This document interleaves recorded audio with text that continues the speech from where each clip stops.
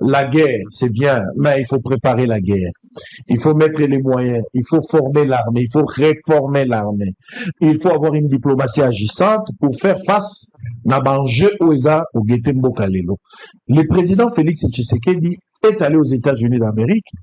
Tout a commencé avec les négociations au niveau de l'Afrique.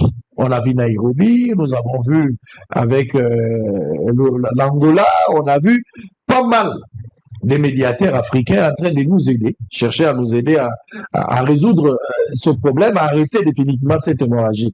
Mais à notre niveau, ça n'a pas tenu. Et finalement, nous sommes allés à Doha.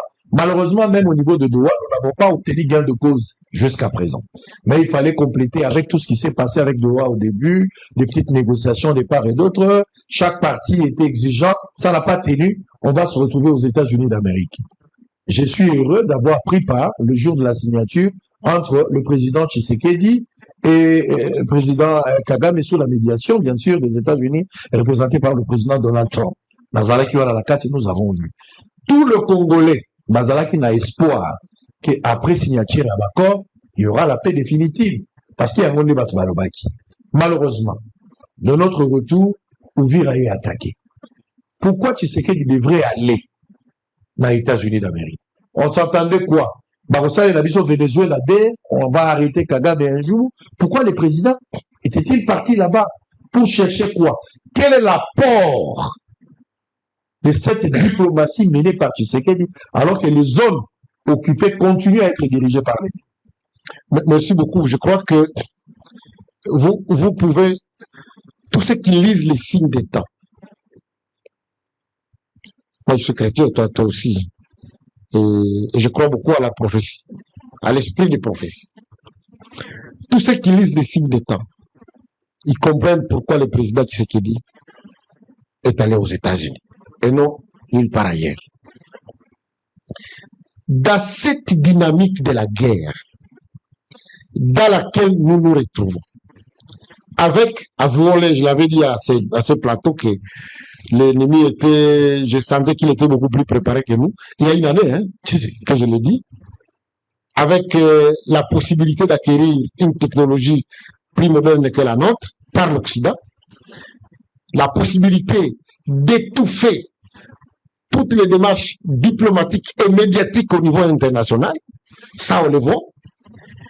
Le président n'avait pas de choix, d'autre choix, pour le bien de la RDC, de chercher une alliance constructive, une alliance basée sur un intérêt mutuel avec les États-Unis d'Amérique du président Donald Trump. Et ce que je voudrais vous dire, c'est que les mêmes minéraux sur lesquels nous avons fait le deal avec les États-Unis, ce sont les minéraux pour lesquels, effectivement, le Rwanda a fait des deals avec d'autres États obscurs. Même pas obscurs, je parle pas de l'Union européenne. Il a signé un deal avec l'Union européenne pour fournir des minéraux, mais il n'en a pas. C'est-à-dire que ce deal a été fait sur base des minéraux qui sont à l'est de la République démocratique du Congo. Et donc la RDC, et ça c'est là où je vous dis vraiment, je ne sais pas quelle inspiration le président de la République a eu. C'est vraiment très intelligent d'avoir dit, au lieu que le Rwanda fasse ce deal sur ces minéraux et que ces puissances les soutiennent pour venir déstabiliser la République démocratique du Congo, mieux vaut que la RDC elle-même porte l'esprit des deals qu'il fait avec les États-Unis pour l'exploitation de ces mêmes minéraux, mais pas seulement au bénéfice des Américains, mais surtout au bénéfice de la République démocratique du Congo et des Congolais. Et c'est le travail qui a été fait. Je voudrais que les gens comprennent que, par exemple, BCA Mining, qui se trouve à Walikale, lorsque le M23 a progressé vers Walikale, il n'a pas réussi à atteindre la route BCA. Pourquoi?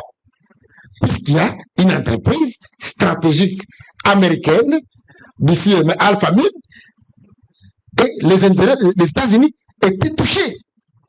Puisque c'est cette usine qui est la troisième grande usine, qui est la troisième grande mine d'étain au monde, et donc la perturbation de l'activité de cette mine pouvait perturber l'offre mondiale de l'étain.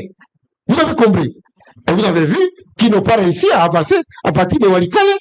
Et qu'avec la stratégie, bien évidemment, de Wazalendo, qui les ont coupés de derrière, ils ont quitté la catastrophe. Walikale ne sacha pas. Alors, c'est-à-dire que si vous avez BCA Mining, par exemple, si vous avez à Walikale qui est le territoire le plus riche de la République démocratique du Congo, si vous avez une autre, par exemple, à Massissi, à Rubaya, qui exploite les coltas, si vous avez une autre qui fait le pétrole dans le lac Édouard, une autre dans le lac Albert pour le pétrole, si vous avez une autre grande entreprise américaine, par exemple, qui se lance dans la tourmaline, qui se lance dans l'or, à l'est de la République démocratique du Congo, moins de gens auront l'audace de venir attaquer cette partie du pays, comme vous le savez, qui fait partie des complots. Un complot qui n'est pas seulement rwandais, mais qui semble être un complot international. Donc, c'était très intelligent pour le président de la République de s'allier à un fonds pour que cette fois-ci les minéraux soient exploités. Pas au bénéfice du Rwanda, puisqu'il le fait depuis 30 ans. Parce que les gens se disent, non, on vient prendre nos minéraux, mais on les prend tous les jours. Et ça va au Rwanda. C'est ça qu'il faut couper. Le président a cherché à imposer aussi la guerre des puissances. Aujourd'hui, il y aura une guerre des puissances. Le Rwanda est sous-traité par les Occidentaux, les grandes puissances du monde, mais les États-Unis aussi signent avec le Congo, les grands pays du monde.